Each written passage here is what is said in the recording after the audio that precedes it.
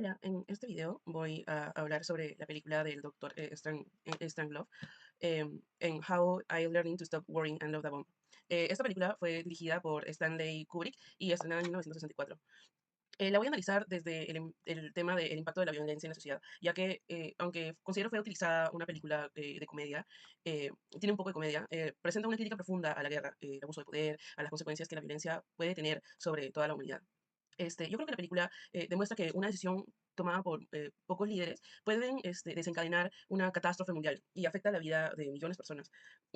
Otro mensaje importante que considero es que el exceso de poder y la falta de control sobre las armas representaban siempre una amenaza permanente. La película también critica la desconfianza entre las potencias mundiales.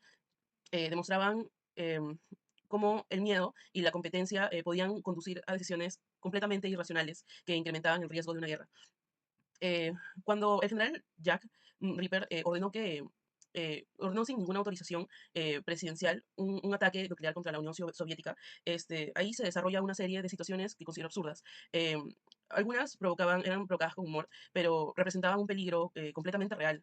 Eh, la tensión siempre iba aumentando conforme los personajes intentaban detener un conflicto que parecía completamente inevitable.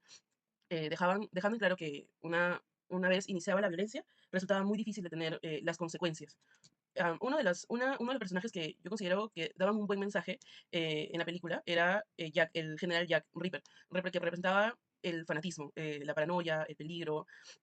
Se concentraba demasiado en poder, había demasiado poder en una sola persona y el presidente Merkin Mifflin simbolizaba lo importante que es el diálogo y la diplomacia para resolver los conflictos internacionales. Este, Después también el doctor Strangelove consideraba el uso de la ciencia y la tecnología sin principios éticos. Él mostraba que el conocimiento científico se podía utilizar tanto para bien, para proteger la vida, como para poder destruirla cuando estaba al servicio de los militares, de los intereses militares.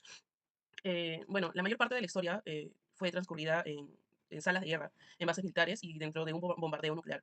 Siento que esos espacios transmitían mucha tensión y mostraban cómo las decisiones que afectaban a millones de personas se tomaban con un reducido grupo de autoridades. Otro detalle que también me llamó la atención fue que el tema de lo blanco y negro, las imágenes en blanco y negro aportaban un estilo sombrío, como un documental, casi como un documental. Esto hacía que el ambiente tuviera una impresión de peligro, de incertidumbre. Además, también hacía que los diferentes escenarios aumentaban el suspenso y mostraban que habían personajes que sí intentaban evitar la guerra, pero habían otros que continuaban avanzando hacia ella sin posibilidad de detenerse. Eh, Al momento de analizar el contexto histórico de la película en el que fue realizada, me percaté de que el Doctor Strangelove fue estrenada en 1964 durante la Guerra Fría, un periodo de fuerte rivalidad entre Estados Unidos y la Unión Soviética. Aunque ambos países nunca se enfrentaron directamente en una guerra abierta, mantuvieron siempre una constante competencia política, militar y ideológica.